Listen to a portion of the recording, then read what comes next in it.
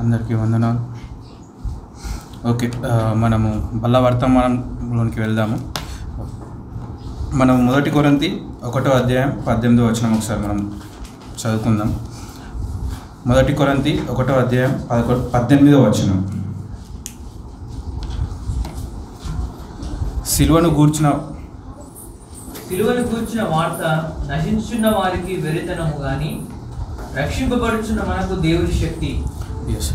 ఇక్కడ మనం చూస్తే త్రీ పార్ట్స్గా మనం చేసుకుందాం ఈ వర్స్ని. సిలువను గూర్చిన వార్త, నశించుచున్న వారికి వెర్రితనము, రక్షింపబడుచున్న మనకు దేవుని శక్తి. ఫస్ట్ నశించుచున్న వారికి వెర్రితనముగా ఉన్నది. ఆ పాయింట్ని మనం చూసుకుంటూ వద్దాం. మనము నశించేటప్పుడు అంటే మనం రక్షణ లేని స్థితిలో ఎలా అయితే మనం ఉన్నామో, రక్షణ లేని స్థితిలో మనం ఎలా ఉన్నామంటే, మనం ఒకసారి జ్ఞాపకం చేసుకుంటే మనం రోమీలకు రాసిన పత్రిక 5వ అధ్యాయంలోనికి మనం వెళ్దాం. రోమీలకు రాసిన పత్రిక 5వ అధ్యాయంలో మన స్టేటస్ అక్కడ కనిపిస్తుంది.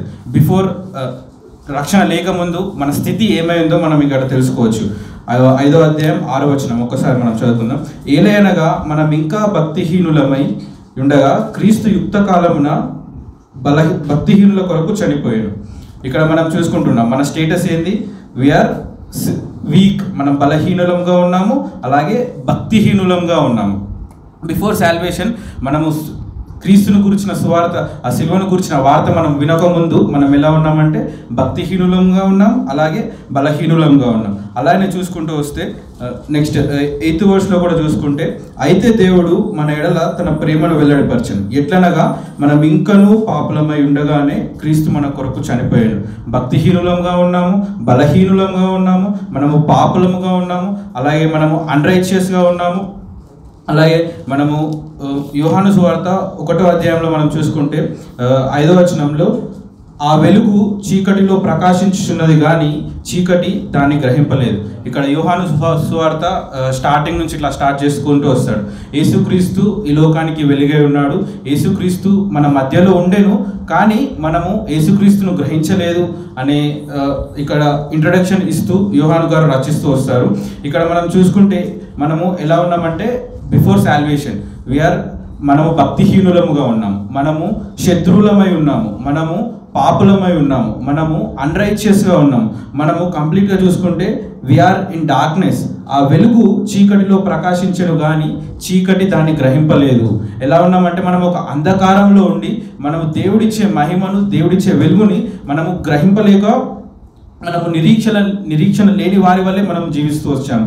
తర్వాత మనము సిలువను గూర్చిన వార్త మన జీవితాలలో ఏం చేసింది అని అంటే, మనము చూస్తే యోహాను సువార్త 1వ అధ్యాయం 9వ వచనం, నిజమైన వెలుగు ఉండెను, అది లోకంలోనికి వచ్చుచు ప్రతి మనుషుని వెలిగించుచూ ఉన్నది.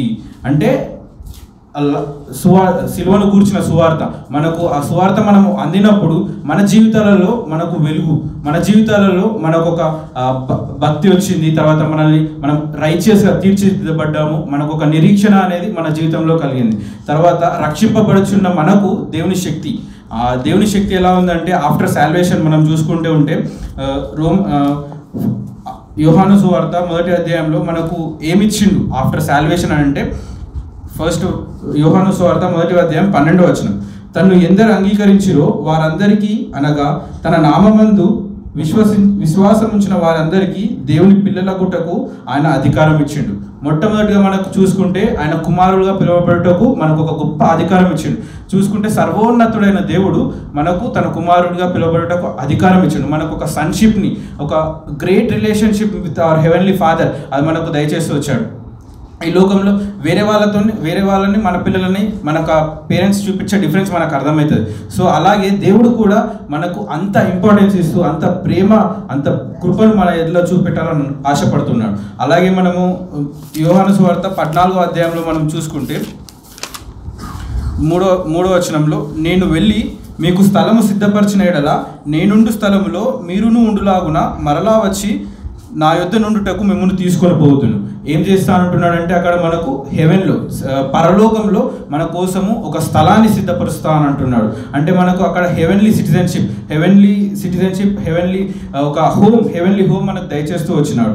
అలాగే మనం చూసుకుంటే he justified as righteous person. మనము ఆయన ఎందుకు విశ్వాసం ఉంచినప్పుడు ఆయన మనల్ని ఎలా తీర్చిదిద్దాడంటే మనల్ని నీతిమంతులుగా తీర్చిదిద్దినట్టుగా మనం చూస్తాం.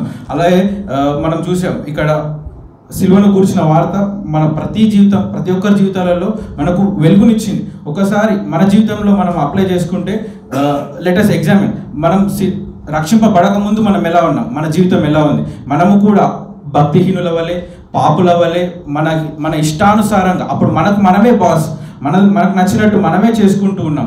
దేవునికి విరుద్ధంగా అన్ని ఇష్టమైన పనులు చేస్తూ మనం కంప్లీట్గా వీఆర్ ఇన్ డార్క్నెస్. మనం ఒక అంధకారంలో, ఒక పాపం అనే అంధకారంలో మనం ఉన్నప్పుడు యేసుక్రీస్తు ఏం చేశాడంటే మనం ఉన్న ఆ అంధకారంలో నుండి మనల్ని వెలుగులోనికి నడిపించినట్టుగా మనం చూస్తూ వచ్చాము. ఇప్పటివరకు మనం చూస్తే ఆ సిలువను గురించిన వార్త ఏదైతే ఆ క్రుసిఫిక్షన్ సిలువలో తన ప్రాణాన్ని అర్పించి తన ప్రాణాన్ని అర్పించడానికి కూడా వెనకాడలేదు, మనల్ని అంధకారంలో నుంచి ఈ వెలుగులోనికి తీసుకొని రావడానికి. సో మనము ఇంత చేసిన దేవునికి మన ముందు జీవితానికి ఇప్పుడు జీవితానికి మనం కంపేర్ చేసుకుంటే why we need to obey God, why we need to give importance to God అనేది మనకు అర్థమైతే వస్తుంది. ఒక చిన్న ఎగ్జాంపుల్, మనము we are zeros, Jesus Christ is 1కి ముందు ఎన్ని జీరోస్ ఉన్నా కానీ వ్యర్థమే. 1కి రైట్ సైడ్ ఎన్ని జీరోస్ ఉన్నా అంత వాల్యూ. అంటే హీ టర్న్.